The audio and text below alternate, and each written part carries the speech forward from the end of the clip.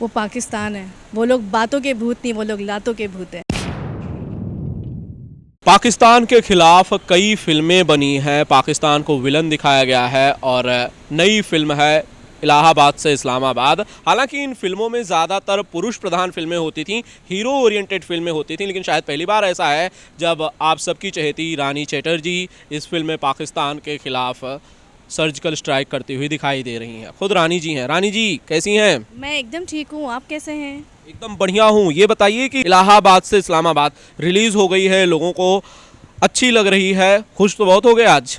बिल्कुल, मैं बहुत खुश हूँ क्योंकि इस फिल्म का वेट मैं पर्सनली बहुत ज़्यादा कर रही थी, क्योंकि ये फिल्म एक बहुत ही अहम और बहुत ही सीरियस मुद्दे पर बनी थी। और पब्लिक ने आप जब पब्लिक के ओपिनियन सुनेंगे बिहार से, लोगों को बहुत पसंद आई ये फिल्म, बहुत ही ज़्यादा। आपने इस फिल्म में, मैंने ट्रेलर देखा था, काफ़ी सारा स्टंट्स किए थे, मारपीट, लटकना, केबल से लटकना, धुलाई, ये सब जब आप नज़रों से मार सकती हैं, अदाओं से मार सकती हैं, तो हाथ पैर से क्यों मार रही हैं भाई? वो पाकिस्तान है, वहाँ पे नज़रों और स्माइल की ज़रूरत नहीं पड़ती, वहाँ सीधा मुक्का चाहिए। यही चलाना पड़ता है, क्योंकि वो लोग बातों के भूत नहीं, वो लोग लातों के भूत हैं। लातों के, तो आपने लात तो बहुत सारी चला दी है। बहुत बहुत, मतलब उस फिल्म में दिखाया गया है, चूँकि उस फिल्म का जो सेंट्रल कैरेक्टर था वो मैं ही थी, उसमें मेरा नाम गुलाबो है। तो उसमें यही दिखाया गया है कि हिंदुस्तान की एक औरत भी वहाँ जाके उनकी वाट लगा सकती है, आदमी तो बहुत दूर की बात है। तो वाट लगा दी आपने। बिल्कुल मैंने वाट लगाई, पूरी तरह से लगाई। आप जब फिल्म देखेंगे, लगाने के बाद जिंदा इंडिया भी वापस आ गई। ये बड़ी बात है। लेकिन आपके चाहने वाले बॉर्डर उस पार पाकिस्तान में भी हैं बहुत सारे, क्योंकि मैं वीडियोस पे देखता रहता हूँ, कमेंट बहुत सारे पाकिस्तान से भी आते हैं, जो सोर्स ऑफ वीडियो है वो पाकिस्तान से भी आते हैं, तो वो लोग थोड़े से दुखी ज़रूर होंगे। बिल्कुल नहीं, देखिए हर देश में अच्छे बुरे लोग होते हैं। मैं अपने दर्शकों से ये नहीं कहती, हर घर में भी ना 5 उंगलियां, जो ये अपने हाथ की भी 5 उंगलियां एक जैसी नहीं है। हर परिवार में भी डिफरेंट पर्सनालिटीज़ होती हैं, तो देश है तो देश में डिफरेंट पर्सनालिटीज़ होती हैं। और मैं चूँकि इस्लामाबाद गई हूँ, मैं उन लोगों को मारने वहाँ पर गई जिन्होंने हमारे इलाहाबाद में कई मासूमों की जान ली और सरकार कुछ नहीं कर पाई। तब मैंने डिसाइड किया कि अब मैं खुद जाऊंगी, कफन बांध के जाऊंगी, भले वहाँ से मेरी लाश आए, लेकिन मुझे खुशी होगी कि मैंने कुछ किया। तो मैं उन लोगों से कहना चाहूँगी कि ये सिर्फ आतंकवादियों के लिए था मुक्का, आप लोग के लिए तो। अच्छा, जब ऐसे हाथ दिखाती हैं तो मैं भी थोड़ा डर जाता हूँ, दिल की धड़कन बढ़ जाती है। खैर खैर, बट आपको ये मानना चाहिए कि as an real life I am very sweet person. मैं तो जानता हूँ, ये बात मैं जानता हूँ, जोक्स अपार्ट। रानी जी, इलाहाबाद से इस्लामाबाद को जो रिस्पांस मिल रहा है, बॉक्स ऑफिस की बात मैं छोड़ देता हूँ, लोगों की बात छोड़ देता हूँ, फिल्म इंडस्ट्री, जो आपके दोस्त हैं, जो आपके करीबी हैं, जिन्होंने रानी को इस इंडस्ट्री में देखा है, उनसे किस तरह की प्रतिक्रियाएं रानी चटर्जी को मिल रही हैं? हमारी इंडस्ट्री में ना ऐसे कोई प्रतिक्रिया नहीं देता। Yes, it is very true. Film release होती है, जो बहुत ही खास कलीग्स होते हैं ना, वो ज़रूर प्रतिक्रिया देते हैं मिलने पर या फ़ोन करके कि अरे फिल्म बहुत अच्छी जा रही है, आपका काम बहुत। बट ऐसे बहुत बहुत ज़्यादा क्रिटिक्स टाइप का कुछ होता नहीं है। तो जितनी भी मिली मुझे, मेन प्रतिक्रिया ऑडियंस से ही आती है। जब मेरी फिल्म रिलीज़ के 2 दिन बाद जब मुझे कॉल्स आने लगते हैं, तब मुझे यकीन होता है कि सच में हमारी फिल्म अच्छी जा रही है। जब कॉल्स नहीं आते हैं तो लगता है कुछ खास नहीं हो रहा। तो प्रतिक्रिया खासकर ऑडियंस से ही आती है, तो इंडस्ट्री से तो ऐसा कुछ खास होता नहीं। लेकिन फ़ोन किसके आते हैं? ऑडियंस के पास तो आपका नंबर है नहीं, सीधी सी बात है। व्हाट्सएप चैट से जब आप कोई ट्रेलर मुझे, जैसे मैं जो भेजता हूँ, तो मैं उसको देखता हूँ, मैं लाइक करता हूँ, या कुछ कहना होता है तो कहता हूँ, तो इसी तरह की प्रतिक्रिया आ रही होगी। तो नहीं, फिल्म कॉल्स तो नहीं आते, बट हाँ मैसेजेस, जिनको मैं ट्रेलर भेजती हूँ या जिनको ये न्यूज़ जाती है कि फ़िल्म अच्छी गई है, जैसे कलीग्स 2-3 ही 4-5 ही हैं जो मेरे फेवरेट रहे हैं, जिनकी मैं फेवरेट रही हूँ, तो वो लोग ज़रूर ब्लेसिंग्स करते हैं। बट ऐसा स्पेशली कोई फिल्म रिलीज़ होने के बाद ऐसा स्पेशल कुछ नहीं होता। ये तो बात मैंने भोजपुरी की, आप हिंदी में भी एक्टिव दिखाई दे रही हैं, आपने एल्बम किया था, आपके पास कुछ फिल्म के भी ऑफर्स थे, मुझे पता नहीं उन पे आगे आपने उन्हें चूज़ किया या छोड़ा, वो पता नहीं मुझे, तो उस बारे में ज़रा ऑडियंस को बता दीजिए। मैंने एक हिंदी वीडियो किया था, उसको रिस्पॉन्स बहुत अच्छा मिला, बट मुझे फील हुआ कि कुछ ऐसा आना चाहिए, चूँकि मेरी जो ऑडियंस है वो भोजपुरी ऑडियंस है, तो उन लोगों के लिए कुछ ऐसा बनाना चाहिए जो सिर्फ भोजपुरी ऑडियंस नहीं, हिंदी ऑडियंस भी उसे देखे। तो बहुत जल्दी मैं अपने चैनल के ज़रिए, रानी चटर्जी एंटरटेनमेंट के ज़रिए, एक वीडियो सॉन्ग लाने वाली हूँ, जो सभी को पसंद आएगा, सभी को, ऑलमोस्ट बच्चों से लेके बूढ़े तक सबको पसंद आएगा। ये हिंदी में होगा? ये अवधि में हो सकता है, क्योंकि सभी लोगों को समझ आना चाहिए, सिर्फ भोजपुरी ही नहीं, इसलिए वो अवधि में हो सकता है, अवधि, लेकिन भोजपुरी टच होगा।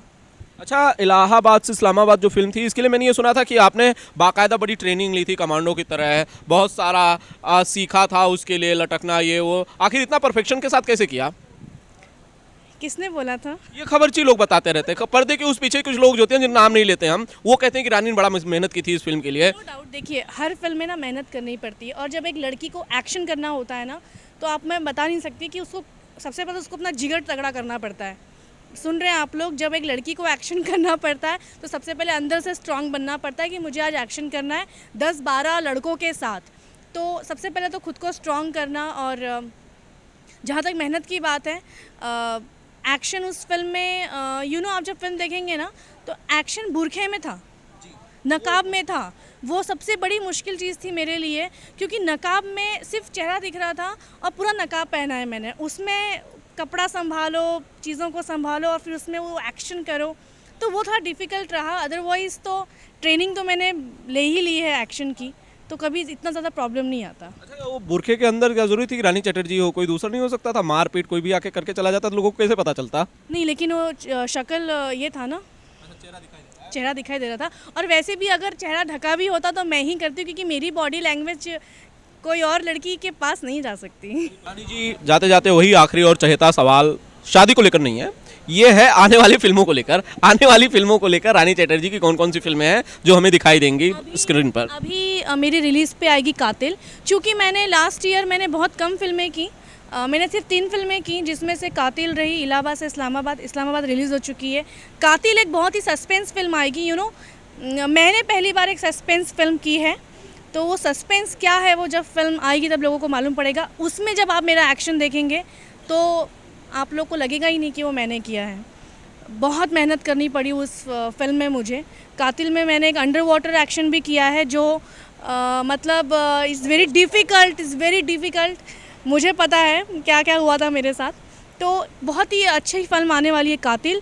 उसके अलावा मैंने कुछ गेस्ट अपीयरेंस इस बार मैंने 3-4 फिल्मों में कर ली है, क्योंकि ऐसे मौके आए तो मैंने गेस्ट अपीयरेंस 4 फिल्मों में किया।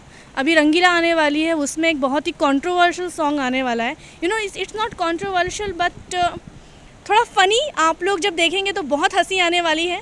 और एक आप आए थे गुंडे के सेट पे, वो आने वाली है।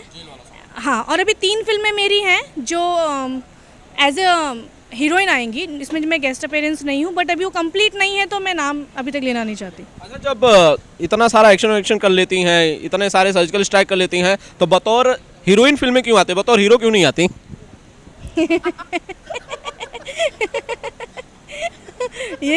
ये सवाल बड़ा अच्छा था। एक्चुअली उस फिल्म का सेंट्रल रोल तो मैं ही होती हूँ। आपने कभी मेरी फिल्मों में कोई हीरो देखा है क्या? नहीं, होता भी तो वो चलता नहीं है ना। तो सेंट्रल किरदार होता है, और मेरे पास ऑफर्स भी ऐसी फिल्मों की ही आती है जिसमें सेंट्रल कैरेक्टर हो। मेरे पास हीरो ओरिएंटेड सब्जेक्ट आते ही नहीं हैं, तो समझिए उस फिल्म की हीरो मैं ही रहती हूँ। कहा जाता है भोजपुरी फिल्म इंडस्ट्री में कि अगर विमेन ओरिएंटेड फिल्म है तो सिर्फ रानी चटर्जी ही चला सकती है। Thank you so much. ये तो आप कह रहे हैं, मैं आपको थैंक्स बोलूँगी। जो मेरी ऑडियंस है, सब इसमें सबसे ज़्यादा पूरा श्रेय एक्चुअली मेरी ऑडियंस को जाता है कि उन लोगों ने ये मौका मुझे दिया। मेरी फ़िल्मों को देखते हैं, मेरी फ़िल्में जब भी आती हैं वो भले ही थोड़ी बोरिंग भी होंगी ना, तो एक बार जाके ज़रूर देखते हैं। तो ये सब दर्शकों का प्यार है, और मैं इसको मेंटेन करना चाहती हूँ।